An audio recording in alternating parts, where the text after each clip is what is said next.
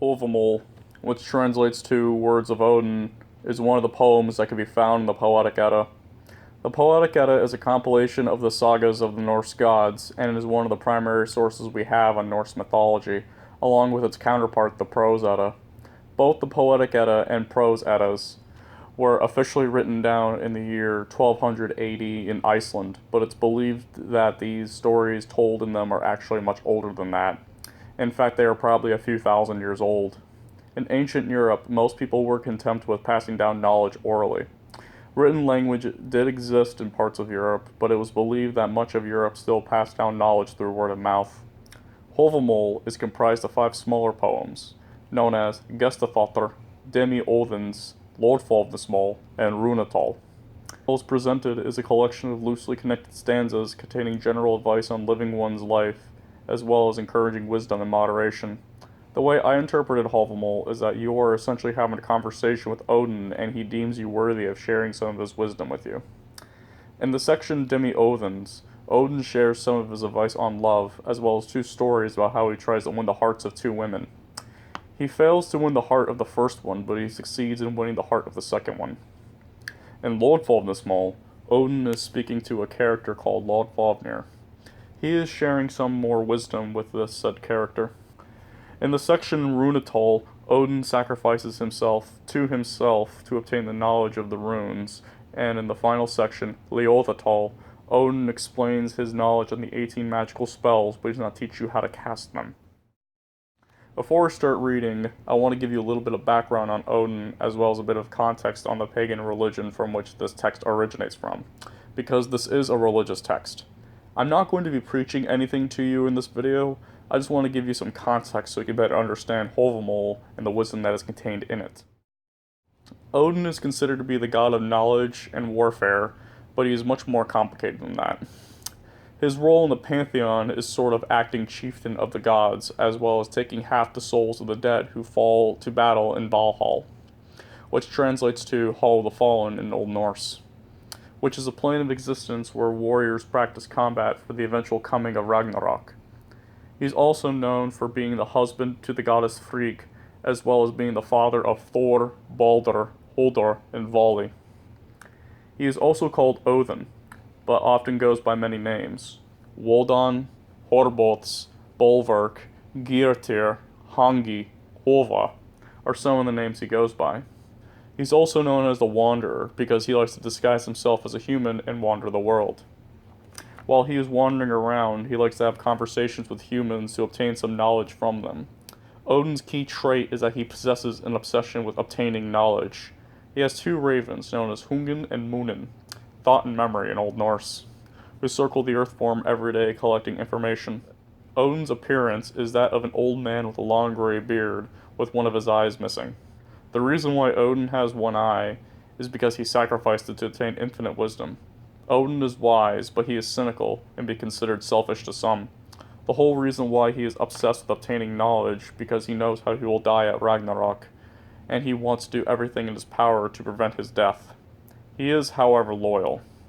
He swore an oath to never eat or drink unless his blood brother Loki is present. How I like to think of Odin is akin to an old war veteran, that after his military service, he becomes obsessed with expanding his intellect. Although his body weakens from old age, he sees that as no excuse to not better himself.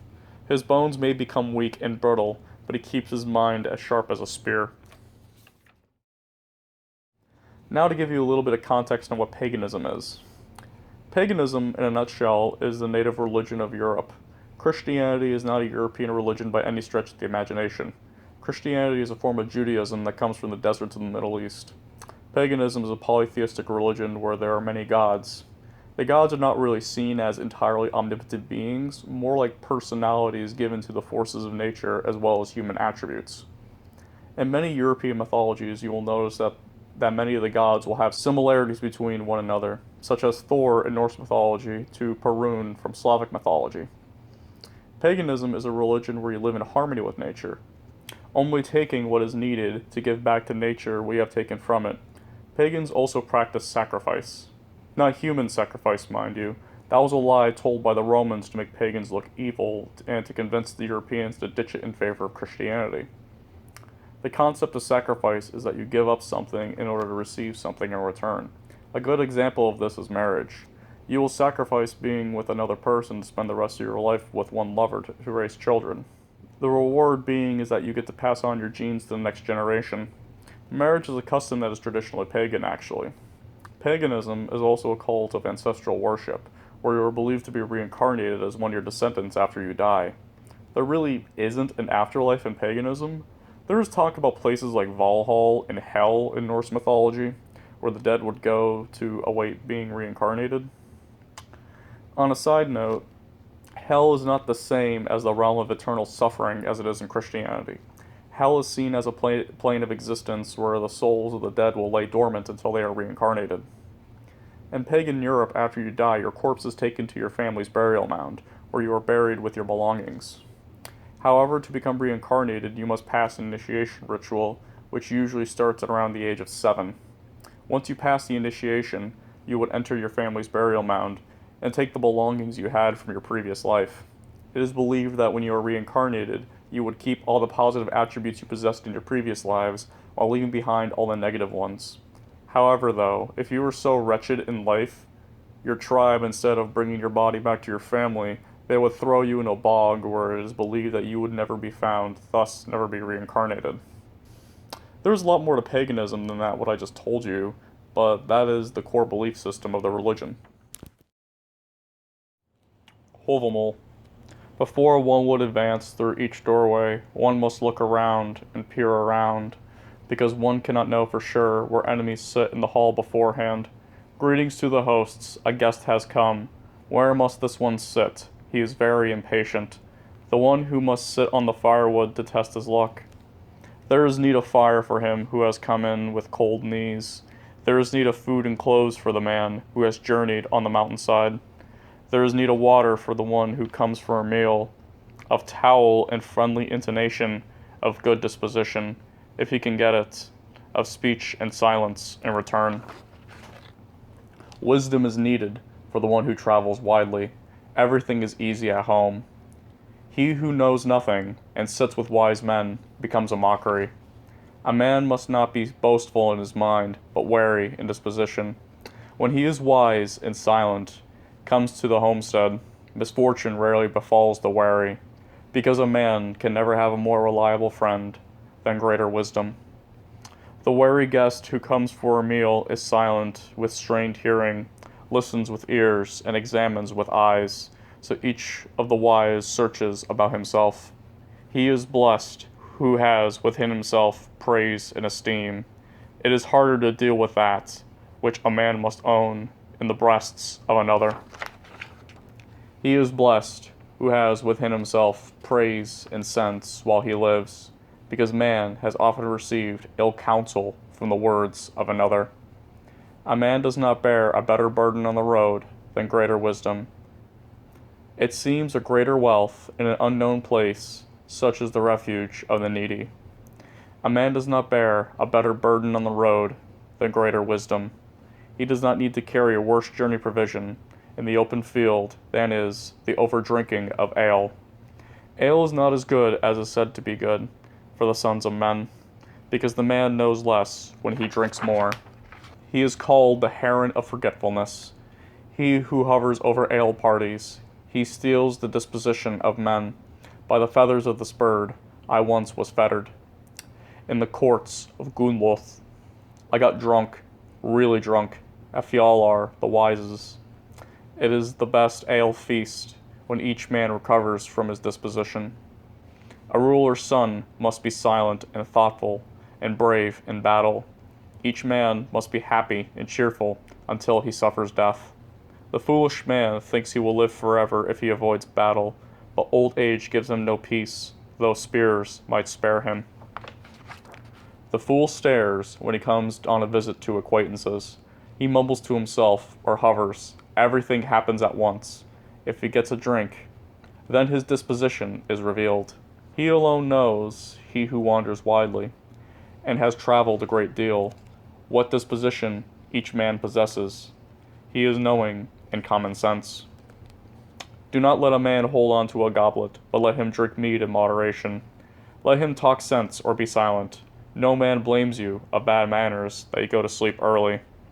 A greedy man, unless he knows his mind, often causes his life sorrow by eating. Often the stomach gains ridicule when he comes among wise men. The herd knows when they must be home, and leave the pasture then, but the unwise man never knows the measure of his stomach. The wretched man, a bad character, laughs at all kinds of things. On the other hand, he doesn't know what he ought to know, that he is not lacking in faults. The unwise man is awake all night, and thinks all sorts of things. Then he is tired when morning comes, and all the trouble is as it was. The unwise man thinks all to be his friends, those who laugh at him. He does not notice, even if they express malice against him, when he sits among wise men. The unwise man thinks them all to be his friends, those who laugh at him. Then his friends, when he comes to the court, that he has few supporters. The unwise man thinks he knows everything, if he has refuge for himself in a corner, but he does not know what he must say in reply if men test him. For the unwise man who comes among men, it is best that he be silent. None know that he knows nothing, unless he should speak too much. The man does not know it, he who knows nothing, whether he speaks too much. He seems wise, he who knows how to ask and to speak likewise. They can conceal nothing, the sons of men, of what is said about men. He who is never silent speaks plenty of meaningless words. The fast-talking tongue, unless it has restraint, often sings itself harm. A man must not make a mockery of another when it comes to visiting acquaintances. Many a man seems wise if he is not questioned, and manages to sit quiet, unscathed. He seems wise, the guest who takes flight from the mocking guest. He does not know for certain, he who mocks over a meal, whether he talks loudly among enemies. Many men are most friendly with each other, and yet fight over food. Strife among men will always be. Guests will be hostile to guests. A man should often take a meal early, unless he comes to visit friends, else he sits and looks around hungrily, behaves as though he is famished, and can talk about a little. It is a great roundabout way to a bad friend, though he dwell on the road, but to a good friend there leads direct routes, though he be gone further away. The guest must go, he must not be always in the same place. Loved becomes loathed if he stays a long time in the hall of another. The dwelling is better, though it be small. Each man is a free man at home, though he own 2 she-goats and a hall roofed with withes. It is still better than begging. The dwelling is better, though it be small. Each man is a free man at home. He has a bloody heart, the one who must beg for food for himself every meal. A man in the open country must not go more than 1 step from his weapons, because one can't be sure when outside the roads a spear will be needed by a warrior. I have not found a man so liberal or so generous with food, that to accept what was not accepted, or so free with his money, that the reward is unwelcomed if he gets one. A man should not endure want when he has gained. Often he saves for enemies what he has intended for friends. Much goes worse than expected. Friends must gladden each other with weapons and clothes, which are the most evident on themselves. Givers in return and repeat givers are friends the longest, if it endures to turn out well.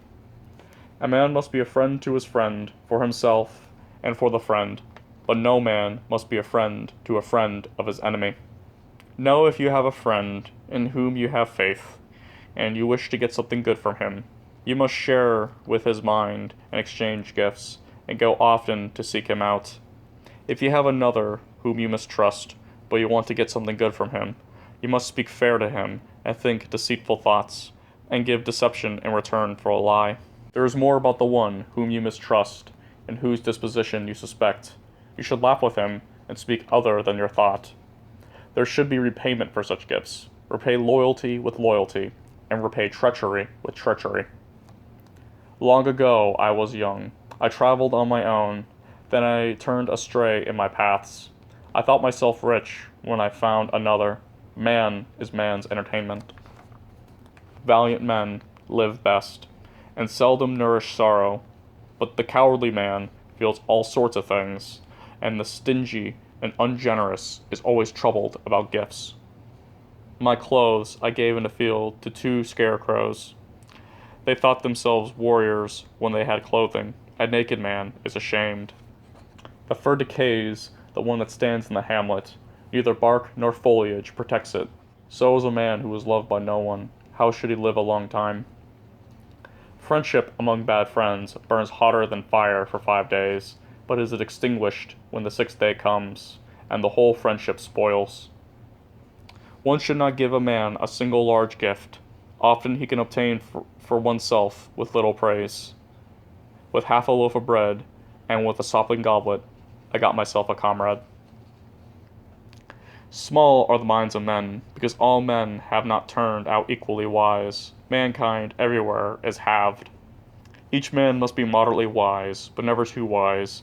For those people it is most pleasant to live when they don't know a great many things.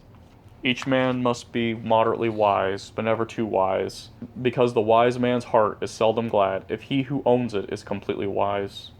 Each man must be moderately wise, but never too wise. No one should know beforehand his fate, for that one is the mind's most free-form care. Firewood from firewood burns until it is burnt. Flame kindles from flame. From man, man becomes wise in speech, but too foolish from folly. He must rise early, the one who wants to have another's wealth or life. Seldom does a lying wolf get a ham or a sleeping man victory. Much will delay the ones who sleep through the morning. Wealth is half in the hands of the active. Man knows the measure of this, of dry wood for building, and of birch bark for roofing, and of this wood which will last for the short and long seasons. A man should ride to the gathering, washed and fed, though he be not clothed too well. Let no man be ashamed of shoes and breeches, nor the horse either, if he doesn't have a good one. The eagle snatches and stretches when it comes to the sea. The ancient sea, so is a man who comes among crowds and has few supporters. Each of the wise must ask and reply. Never share your secrets with anyone. If one person knows, 2 people know. If 3 people know, everyone knows. Each of the prudent must hold in moderation his power. Then he finds it, when he comes among valiant men, that none is keenest of all. Often a man gets a repayment for the words which he says to another. I came to many places very much too soon, and too late to some. Sometimes the ale was drunk, sometimes it wasn't ready. The unwelcome one seldom hits the spot. Here and there I would be invited home if I needed no food, or 2 hams would hang at a loyal friend's where I had eaten one. Fire is best for the sons of men, and the sight of the sun, his health, if he can keep it, and to live without shame. A man is not wholly wretched, though he be rotten in health. One is blessed with sons, another with kinsmen, another with plenty of money, another with deeds well done. It is better to be alive than dead, for only the living can enjoy anything. I saw the home of a rich man once, but it was on fire, and he lay dead outside the doorstep. The lame man can ride a horse, the one-armed man can drive the herd, the deaf man can fight, and is useful. It is better to be blind than burnt. No one is helped by a corpse. It is better to have a son than not, even late in life. After a man is gone, memorial stones seldom stand by the road for men without sons. 2 men are the destroyers of one. The tongue is the slayer of the head. I expect a fist behind every fur cloak. He becomes happy at night, who trusts his journey provisions. A ship's sail yards are short, an autumn night is changeable. The weather changes in many ways, in 5 days, and more in a month. Many a man becomes a fool through money. One man is rich, another poor. Neither is to blame. Cattle die, friends die, you yourself will die the same way. But one thing that never dies is an honorable reputation. Cattle die, kinsmen die, all men are mortal. But I know one thing that never dies is the reputation of the one who has died. I saw the full cattle pens of the sons of Fitjung, a rich man. Now they are beggars. Wealth is like the blink of an eye. It is the most unreliable of friends. The foolish man gains possession of money or a woman's love. Pride grows in him, but never intelligence or wisdom. He heads straight for his own downfall. Then that is proven when you consult the runes originated by the gods, those which the gods made and colored by Odin. That is best if he is silent. Don't praise the day until it's dawn. Don't praise your wife until she's buried. Don't praise your sword until it's proven in battle. Don't praise your daughter until she's married. Or the ice until it's crossed. Or the ale until it's been drunk. Wood must be hewed in the wind. Row out to sea in good weather. Talk with maidens in the dark, because the day has many eyes. A ship must be used for a swift journey, and a shield for protection, a sword for its blow, and a maiden for her kiss. Drink ale by the fire and skate on the ice. Buy a lean horse and a dirty sword. Fatten the horse at home and farm out a dog. No one should trust in the words of a maid, nor in what a woman says, for their hearts were shaped on a wobbly wheel, a fickleness placed in their hearts. A cracking bow, a burning flame, a gaping wolf, a screaming crow, a grunting pig, a rootless tree, a rising sea, a boiling kettle, a flying spear, a falling wave, ice one night old, a coiled snake, a bride's bed talk, or a broken sword, a bear's game, or a king's son, a sick calf, a self-wielding thrall, the favoring speech of a seeress, the newly slain, a field sown early, no man should trust, nor too quickly, in his son. Weather rules the field in the mind of the sun. Each of these is unreliable. In his brother's slayer, though he is met on the road, in a half-burnt house, in a horse too speedy, a steed is useless if he breaks one leg. A man should not be so trustful that he trusts all these. The love of women, who are deceitful in spirit, is like riding a smooth-shod horse on slippery ice. A spirited 2-year-old and one badly trained, or on a rudderless boat in a raging wind, or like a lame man trying to catch a reindeer on a thawing mountainside. Now I will speak openly, because I know both. Men's hearts are fickle with women. When we speak most fair, then we think most false. It even deceives the hearts of wise women. Fairly must he speak, and offer gifts, he who wants to win a woman's love. Praise the figure of the fair maiden. He wins who flatters. No man must ever mock another for falling in love. Often ravishingly fair looks captures the wise man, when they do not capture the fool. A man must in no way mock another for what happens to many a man. Love the mighty makes fools of the wise among the sons of men. Only the mind knows what lives near the heart. A man is alone with his own spirit. There is no sickness worse for any wise man than it is to have nothing to love. That I proved when I sat in the reeds and waited for my love. The wise maid to me was body and soul, but still I do not have her. I found her in bed, Billinger's kinswoman, sun white, asleep. A Jarl's delight seemed nothing to me, unless I could live with that woman. So towards evening, Odin, you must come if you want to win the maid for yourself. All is amiss, unless we alone know of such shame. Back I turned, and seems out of my head. With love, I thought I could have it all, her heart and pleasure. When I came next to the able warriors, we were all awake, with burning lights and brands raised high. So was my wretched path marked out. And towards morning, when I came back again, the hall retainers were asleep. Then I found only the good woman's bitch, bound to the bed. Many a good maid, if you look closely, is fickle-minded towards men. I learned that when I tried to seduce the wise woman to be with me. The clever maid heaped her scorn on me, and I got nothing from this woman. At home a man must be glad and cheerful with guests, knowing about himself, mindful and fluid, if he wants to be well informed. He should often speak of good things. He is called a monstrous fool, the one who knows how to say almost nothing. It is the character of the unwise. I sought the old giant. Now I've come back again. I got little from being silent there. With many words I spoke to my own advantage in Stungar's hall. Gunnloth gave to me a drink of the precious mead on her golden throne, a bad reward I gave her afterwards. For her whole heart, for her sorrowful spirit, I let the mouth of the gimlet make a space and gnaw through stone. Over and under me stood the giants' paths, thus I risked my head. I have taken great advantage from the well-purchased appearance, little is lacking to the wise, because Odin has now come up to Odin's sanctuary. Doubtful it is to me that I could have come again out of the giant's court, if I have not enjoyed Gunnloth, the good woman, over whom I laid my arm. On the next day, frost giants went to ask for Hotar's advice in Hotar's hall.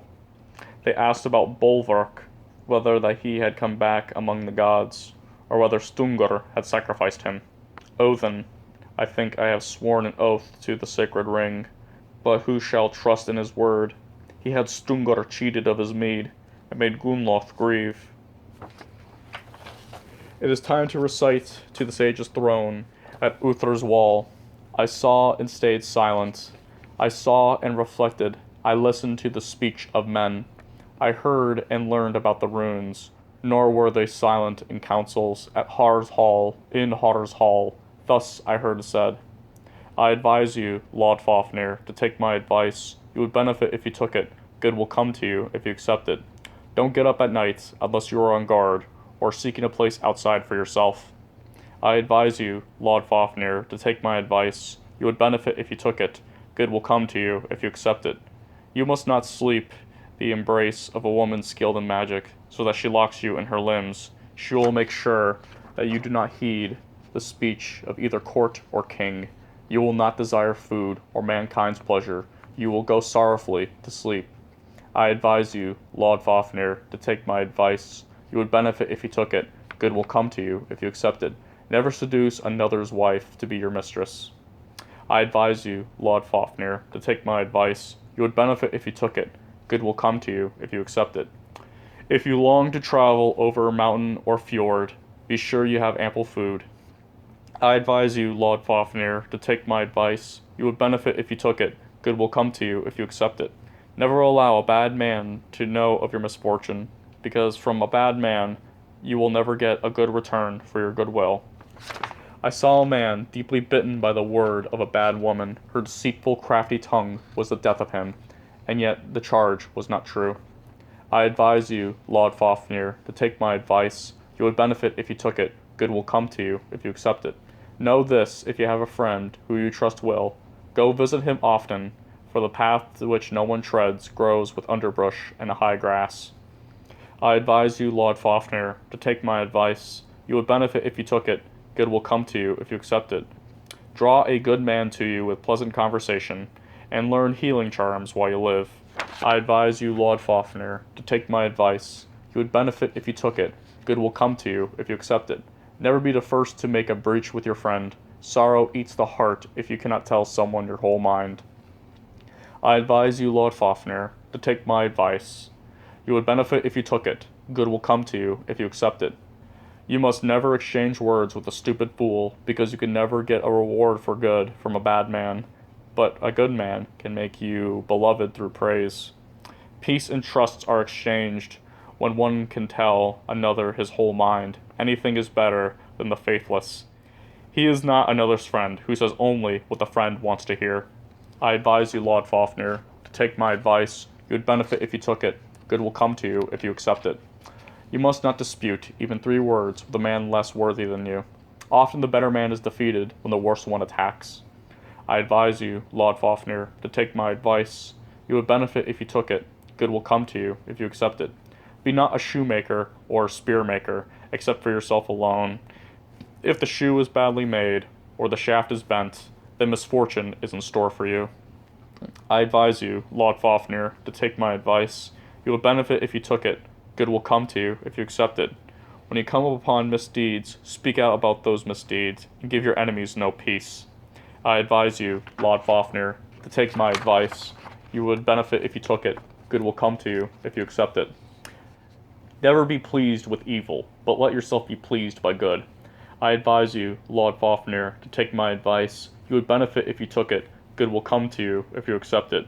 You must not look up in battle. The sons of men become like men terror-crazed. Least men can cast spells on you. I advise you, Loddfafnir, to take my advice. You would benefit if you took it. Good will come to you if you accept it. If you want to attract a good woman to you with pleasant talk, and take pleasure with her, you must make a fair promise, and stick with it fast. No one loathes the good if he gets it. I advise you, Loddfafnir, to take my advice. You would benefit if you took it. Good will come to you if you accept it. Wary I bid you be, but not too wary. With the ale be the most wary, and with another's woman, and with a third thing, that thieves do not trick you. I advise you, Loddfafnir, to take my advice. You would benefit if you took it. Good will come to you if you accept it. Never mock or laugh at a guest or a traveler. Often they don't precisely know, those who sit first in the house, whose kinsmen they are who come. No man is so good that no fault follows him, nor so bad that he is of no use. I advise you, Loddfafnir, to take my advice. You would benefit if you took it. Good will come to you if you accept it. Never laugh at a gray-haired sage. Often what an old man says is wise. Often clear words come out of the mouth that is gray, from the one that hangs among the hides and dangles among the dried skins. I advise you, Loddfafnir, to take my advice. You would benefit if you took it. Good will come to you if you accept it. Do not revile a guest, nor drive him away from your gates. Treat the wretched well. Powerful is that beam that must move from side to side, to open for all. Give a ring, or it will call down every evil on your limbs. I advise you, Loddfafnir, to take my advice. You would benefit if you took it. Good will come to you if you accept it. When you drink ale, choose for yourself the might of the earth, because earth fights against beer, and fire against sickness, oak against constipation, and ear of corn against sorcery, the hall tree against domestic strife. One must invoke the moon against wrathful deeds, a loom against bite sickness, and runes against misfortune. The earth must contend against the sea. I know that I hung upon a windless tree for 9 whole nights, wounded with a spear and given to Odin. Myself to myself, on that tree I knew nothing of what kind of roots it came from. They cheered me with a loaf, and not with any horn. I investigated down below. I took upon the runes. Screaming, I took them, and I fell back from there. I took the 9 mighty spells from the famous son of Bolthor, the father of Besla, and I got a drink of the precious mead poured from Othrathir. Then I began to be rootful and wise, to grow and to flourish. Speech fetched my speech for speech. Action fetched my action for action. You can find runes and meaning staves, very mighty staves, very strong staves, which a mighty sage colored, and mighty powers made, that Odin of the gods carved. Odin among the gods, Danin for the elves, and Dovlin for the dwarves, Astrathir for the giants. I myself carved some. Do you know how you must cut them? Do you know how you must interpret? Do you know how you must color? Do you know how you must try? Do you know how you must invoke? Do you know how you must sacrifice? Do you know how you must send? Do you know how you must kill? It is better that it be not invoked than over-sacrificed. The gift is always for the repayment. It is better that it be not silent than over-immolated. So thunder carved before the history of the peoples when he rose up, and when he came back. I know that the spells that no ruler's wife knows, nor any son's. The first is called help, and it will help you with disputes and griefs and absolutely all sorrows. I know a second spell, which the sons of men need, those who want to live as physicians. I know a third spell. If great need befalls me for my enemy, I can blunt the edges of my enemy's weapons, so that they do not bite. I know the fourth spell. If men put fetters on my limbs, I sing so that I can go. Fetter springs from my feet, and bound from my hands. I know the fifth spell. If I see a spear shot in malice to fly into a host, it does not fly so strongly that I cannot stop it, if I can catch sight of it. I know the sixth spell. If a warrior wounds me with the root of a strong tree, and calls forth hatreds from me, then the harms eat the man and not me. I know the seventh spell. If I see a high hall burnt around my companions, it does not burn so bright that I cannot save them when I cast the spell. I know the 8th spell, which is useful for all to take. Whether hatred grows among the sons of prince, I can quickly cure it.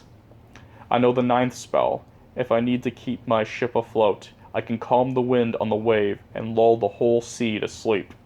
I know the 10th spell. If I see witches playing in the air, I can so arrange it that they go astray from their proper shapes and proper thoughts. I know the 11th spell. If I must lead old friends to battle, I sing under their shields, and that they go victoriously, safe to the battle, safe from the battle, so they come safe from everywhere. I know the 12th spell. If I see upon a tree a hanged corpse swinging, I carve and color the runes so that the man moves and speaks with me. I know the 13th spell.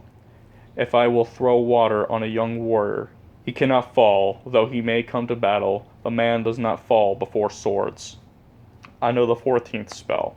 If I must reckon up a troop before gods and men, I know the details of all, the Aesir and the elves. The unwise man knows not all. I know the 15th spell, which Fjorthrir sang, the dwarf, before the doors of Delingar. He sang the might of the gods, the courage of the elves, the understandings of Horpathir. I know the 16th spell. If I wish to have all the heart and pleasure of a cunning girl, I turn the feelings of the woman and change the whole of her mind. I know the 17th spell, that the youthful maid will never avoid me.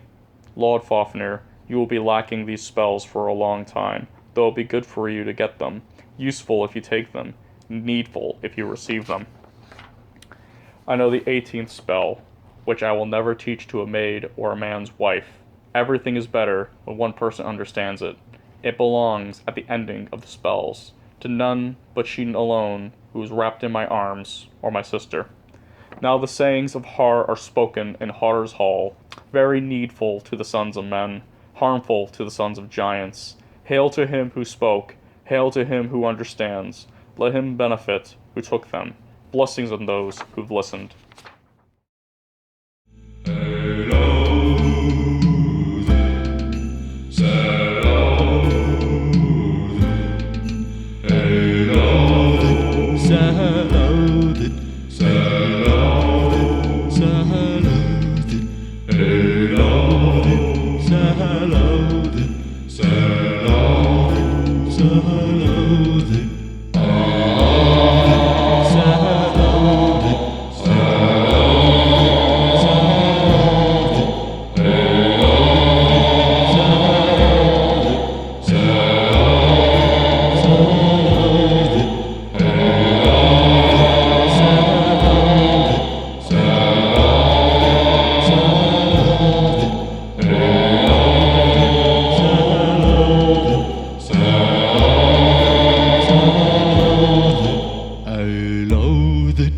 Hey, loathed, hey, loathed,